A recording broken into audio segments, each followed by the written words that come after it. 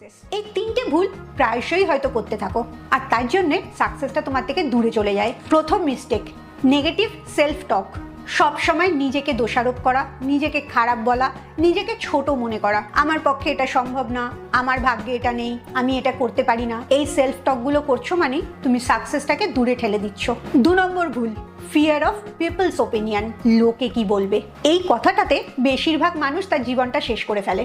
লোকে কি বলবে, লোকে যদি ভালো বলে তাহলে আমি এই কাজটা করব, আর লোকে যদি ভালো না বলে, অ্যাপ্রিসিয়েট না করে, তাহলে আমি এটা করব না। লোকের বলার উপরে তোমার মোটিভেশন, তোমার পজিটিভিটিটা নির্ভর করছে। এটা যদি তুমি হও তাহলে সাকসেস পাওয়াটা ভীষণ কঠিন।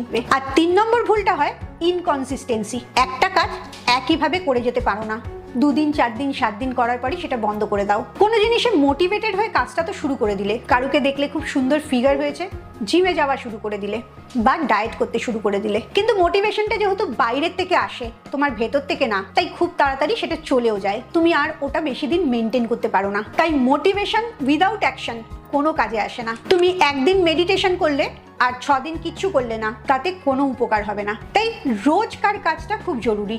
ডিসিপ্লিন আর হ্যাবিটস, এই দুটোই তোমাকে সাকসেসফুল হতে সাহায্য করবে।